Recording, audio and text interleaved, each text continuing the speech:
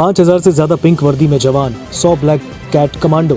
ये है साकार विश्व हरि बाबा भोले की सुरक्षा व्यवस्था देखने वाली आर्मी। प्रॉपर फिजिकल ट्रेनिंग, कार्यक्रम स्थल पर 3 लेयर सिक्योरिटी सिस्टम से ये आर्मी बाबा की सुरक्षा करती है। खास बात है कि कमांडर इन चीफ बाबा खुद है। वहीं ब्लैक कमांडो की एक महिला विंग भी है। ये बाबा को हर समय घेरे रहती है। बाबा की प्राइवेट आर्मी इतनी ताकतवर है कि पुलिस को भी कार्यक्रम स्थल के अंदर नहीं आने देती, या यूं कहें कि इन्हें देखकर पुलिस भी अंदर नहीं जाती। हाथरस में हुए भगदड़ कांड में भी कुछ ऐसा ही हुआ। यहाँ भी बाबा की आर्मी ने प्रशासन को अंदर नहीं जाने दिया। पिंक आर्मी को ट्रेनिंग के नाम पर क्राउड मैनेजमेंट और ट्रैफिक की ट्रेनिंग दी जाती है। ब्लैक कैट कमांडो को सुरक्षा करने की ट्रेनिंग दी जाती है। ये ट्रेनिंग रिटायर्ड सेना और पुलिस के जवान देते हैं जो बाबा के अनुयायी हैं। पिंक आर्मी को कोई सैलरी नहीं दी जाती। ये बाबा के कट्टर अनुयायी होते हैं। ज्यादातर ड्रेस खुद के पैसे से बनवाते हैं और बाबा के कासगंज आश्रम के बाहर ड्यूटी पर लगे पिंक आर्मी के सदस्य राम अवतार ने बताया कि वे खेतीबाड़ी करते हैं, यहाँ पर ड्यूटी लगती है। जब उनसे पूछा गया कि ड्रेस और बेल्ट किसने दी है, इस पर उन्होंने कहा कि खुद से बनवाया है। बाबा ने इस आश्रम को ट्रस्ट के नाम पर दिया है। वो काफी समय से यहाँ नहीं आए। सत्संग से पहले बाकायदा रजिस्टर में सबके नाम चढ़ाए जाते हैं, फिर इनकी ड्यूटी निर्धारित की जाती है। पुलिस की तरह पॉइंट डिसाइड कर तैनात की जाती है। इनका काम ट्रैफिक व्यवस्था बनाना और क्राउड मैनेजमेंट संभालना है। इनमें से 50 से 100 की तादाद में लोग आश्रमों में रहते हैं। बाबा का सत्संग तय होते ही 2 दिन पहले पहुंच जाते हैं और वहां की व्यवस्था संभालते हैं। ब्लैक कमांडो की मेन ड्यूटी भोले बाबा की सुरक्षा ही रहती है। बाबा की आर्मी में उनके अनुयायियों को ही शामिल किया जाता है। फोर्स में 18 से 40 साल के युवक ज्यादा होते हैं। इन्हें ड्रेस दी जाती है जिसके साथ में सीटी और डंडा होता है। लग्जरी जिंदगी जीने वाले भोले बाबा की सुरक्षा में एक भी पुलिसकर्मी नहीं रहता। सुरक्षा व्यवस्था इनकी प्राइवेट आर्मी देखती है। यह सुरक्षा किसी वीवीआईपी से कम नहीं होती। सबसे भारी सुरक्षा पिंक आर्मी करती है। फिर हरिवाहक दस्ता होता है जो भूरे रंग की ड्रेस में होता है। बाबा के सबसे करीब ब्लैक कमांडो रहते हैं। इन्हें गरुड़ योद्धा कहते हैं। ये काली ड्रेस में होते हैं। इनकी तादाद 100 तक होती है। ये कमांडो बाबा के आदेश पर किसी को मरने मारने से पीछे नहीं हटते। बाबा जब सत्संग के लिए जाते हैं तो ये चारों तरफ घेरा बनाते हैं। बाबा के आसपास किसी को नहीं पहुंचने देते। अगर कोई आने की कोशिश करता है तो उसे धक्का देकर हटा देते हैं। लोगों ने बताया कि बाबा के सत्संग के दौरान निजी गार्ड अनुयायियों के अलावा दूसरे लोगों से बेहद गलत तरीके से बात और व्यवहार करते हैं। सड़क पर यातायात को ये अपने तरीके से चलाते हैं। अगर कोई वाहन चालक इनकी बात नहीं मानता तो ये उससे अभद्रता और मारपीट करने से पीछे नहीं हटते। सत्संग में सुरक्षा की जिम्मेदारी बाबा की पिंक आर्मी पर रहती है। इसे नारायणी सेना कहते हैं। बाबा ने इनका खास ड्रेस कोड बनवा रखा है। बाकायदा इनके गले में ID कार्ड होता है। जहां भी बाबा का सत्संग होता है वहां करीब 4 से 5 हजार पिंक आर्मी गार्ड तैनात।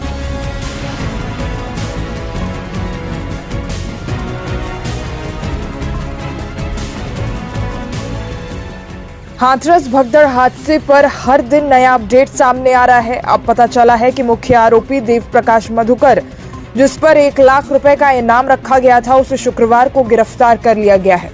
उस पर कल ही पुलिस ने 1 लाख रुपए का इनाम घोषित किया था। मधुकर कथावाचक सूरज पाल उर्फ भोले बाबा का मुख्य सेवादार है। भोले बाबा के वकील AP सिंह ने हालांकि दावा किया है कि मधुकर ने सरेंडर किया है। AP सिंह के अनुसार मधुकर का दिल्ली के अस्पताल में इलाज चल रहा था। अस्पताल में ही यूपी पुलिस को बुलाकर मधुकर का सरेंडर कराया गया है। वकील ने कहा कि मधुकर हार्ट का मरीज है। हालात स्थिर होने पर पुलिस को सौंपा गया। हाथरस में 2 जुलाई को सूरजपाल उर्फ भोले बाबा के सत्संग के बाद मची भगदड़ में 121 लोगों की मौत हो गई थी। मामले की जांच SIT के अलावा न्यायिक आयोग की टीम कर रही है। CM योगी ने हादसे के पीछे किसी साजिश की भी आशंका जताई है। अब मधुकर की पुलिस के हत्थे चढ़ने पर उम्मीद है कि कई बातों से पर्दा उठ सकता है और कई सारे सवालों का जवाब मिल सकता है। आपको बता दें, मधुकर की गिरफ्तारी को लेकर भोले बाबा के वकील AP सिंह ने एक वीडियो बयान जारी किया। इसमें कहा कि उसका इलाज दिल्ली के अस्पताल में चल रहा था। जब उसकी हालत थोड़ी स्थिर हो गई तो हम लोगों ने सरेंडर पर विचार किया। हाथरस प्रकरण में जो FIR में नामजद किए थे देव प्रकाश मधुकर, जिसे मुख्य आयोजक कहा गया था, आज हमने पुलिस को, SIT को और STF को यहाँ दिल्ली से उनके सामने, क्योंकि इलाज करा रहे थे, बुला के सरेंडर कर दिया है। ये मेरा वादा था कि हम कोई एंटीसिपेटरी बेल नहीं लगाएंगे, कोई एप्लीकेशन नहीं लगाएंगे और हम किसी कोर्ट में नहीं जाएंगे, क्योंकि हमने किया क्या, हमारा अपराध क्या है। वो इंजीनियर है, हार्ट पेशेंट थे। डॉक्टरों ने कहा ठीक अब थोड़ी सी स्थित है। हमने बिना किसी देर लगाए, लोग कहते अगले दिन, हमने आज वादा किया था, आज आप लोगों से कहा था कि हम देव प्रकाश मधुकर को सरेंडर करेंगे, पुलिस के सामने ले जाएंगे, पूछताछ करें, इन्वेस्टिगेशन में भाग लें, जांच में भाग लें। हमने उनको सौंप दिया है SIT को और उत्तर प्रदेश पुलिस को।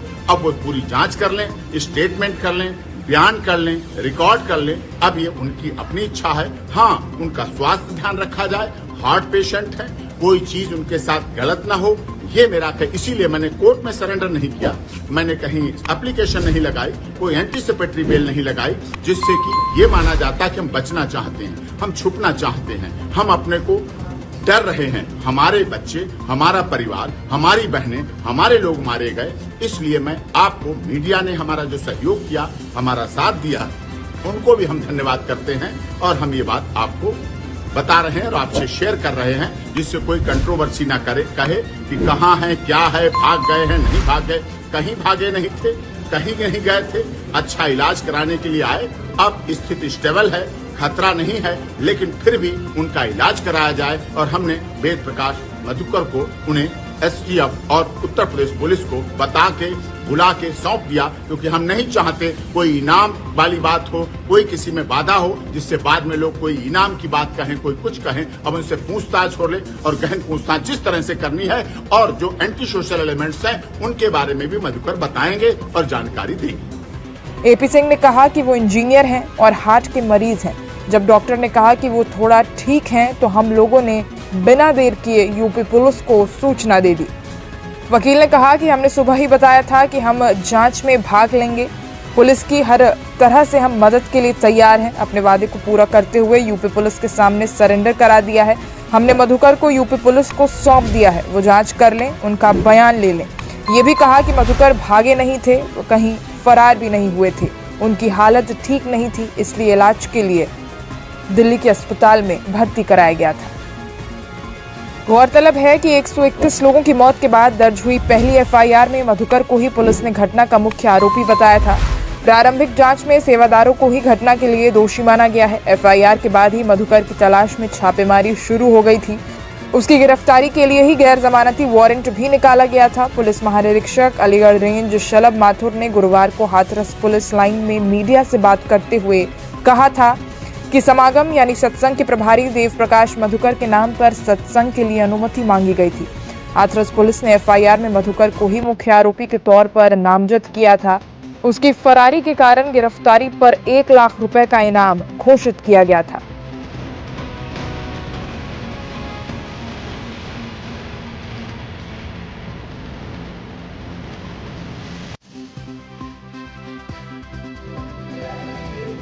चालू करें। जनपद हाथरस के थाना सिकंदराबाद क्षेत्र के गांव फुलरई मुगलगढ़ी में घटित दुर्भाग्यपूर्ण घटना में वांछित मुख्य आयोजक 1 लाख का इनामिया मुख्य आरोपी देव प्रकाश मधुकर को व 2 अन्य अभियुक्तों राम प्रकाश शाक्य व संजू यादव को गिरफ्तार कर लिया गया है। जनपद हाथरस के थाना सिकंदराबाद में गांव फुलरई मुगलगढ़ी में दिनांक 2/7/2024 को एक अत्यंत दुखद एवं दुर्भाग्यपूर्ण घटना घटित हुई थी, जिसमें भोले बाबा के सत्संग कार्यक्रम के उपरांत भगदड़ मचने के बाद 121 लोगों की मृत्यु हो गई थी। घटना के संदर्भ में दिनांक 2/7/2024 को थाना सिकंदराबाद पर मुख्य आयोजक देव प्रकाश मधुकर व अन्य व्यक्तियों के विरुद्ध भारतीय न्याय संहिता की धारा 105, 110, 126 सब क्लॉज 2, 223, 238 में अभियोग पंजीकृत किया गया था। घटना की विवेचना पुलिस उपाधीक्षक स्तर के अधिकारी को स्थानांतरित करते हुए पूर्व में 6 अभियुक्तों को गिरफ्तार किया जा चुका है।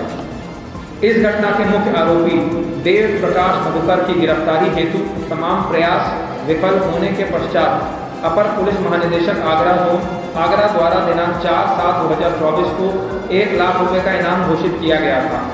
उक्त अभियुक्त देव प्रकाश मधुकर को हाथरस की जनपदीय एसओजी द्वारा कल दिनांक 5/7/2024 को देर शाम नजफगढ़ दिल्ली से गिरफ्तार कर लिया गया है तथा थाना सिकंदराबाद पुलिस द्वारा आज दिनांक 6/7/2024 को अभियुक्त राम प्रकाश शाक्य को कैलोरा चौराहा से तथा अभियुक्त संजू यादव को गोपालपुर कचौरी सिकंदराबाद से गिरफ्तार कर लिया गया है।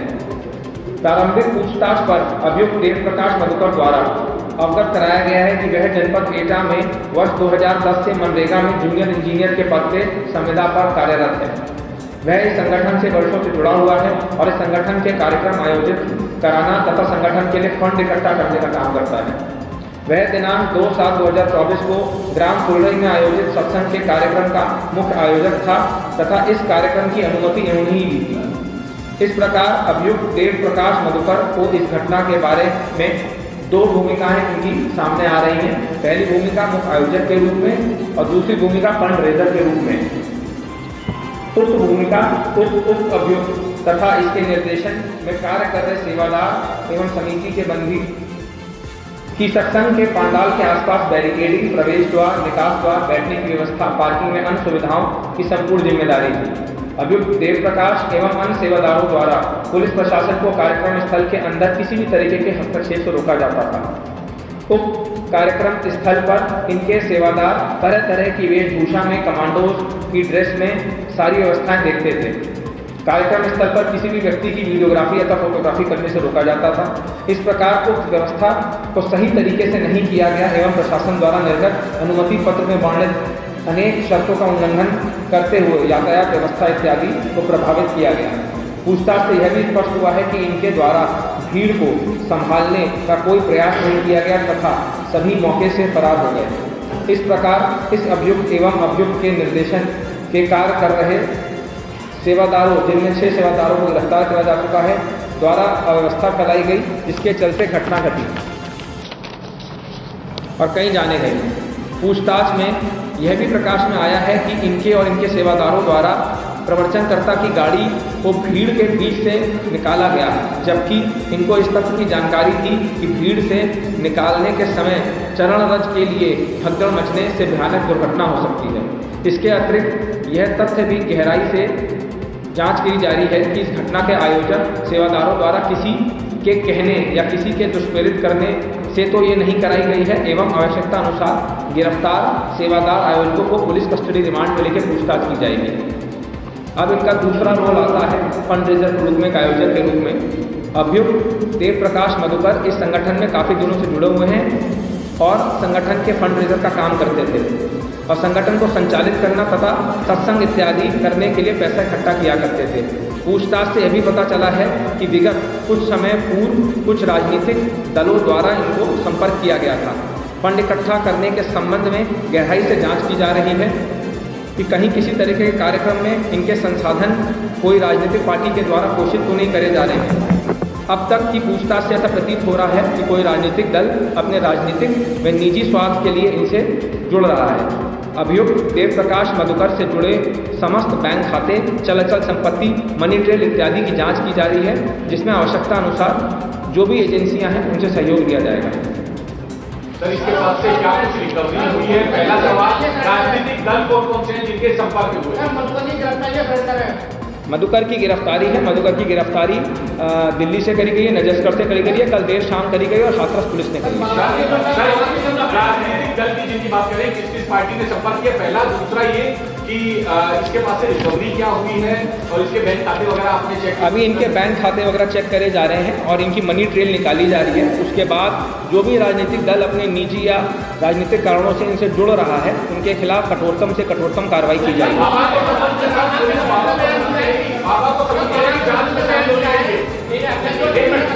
देखिए, अभी इनके विस्तृत बैंक खातों की डिटेल्स खंगाली जा रही है, पत्राचार करा जा रहा है, आयकर विभाग से बातचीत करी जा रही है, राजस्व विभाग से जितनी भी चल अचल संपत्ति है उसके बारे में बात करी जा रही है और जो कोई भी इस पे राजनीतिक दल इसमें अपने राजनीतिक कारणों से या निजी कारणों से जुड़ रहे हैं, उनके खिलाफ कठोर से कठोरतम कार्रवाई की जाएगी।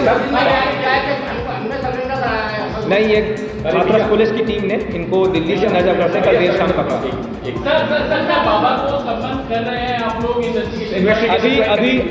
अभी इनको पीसीआर पे लिया जाएगा। इनको विस्तृत रूप से इनसे पूछताछ की जाएगी। जितने भी अभियुक्तों को हमने जेल भेजा है, इनको पुलिस कस्टडी रिमांड पे लेकर पूछताछ करी जाएगी और जो भी साक्ष्य संकलन है, जो भी ट्रस्ट की फंडिंग हो रही है, जो भी इनकी रसीदें हैं, जितने भी बैंक खाते हैं, सबके बारे में गहनता से जांच कर जो भी दोषी है उनके खिलाफ कार्रवाई की जाएगी।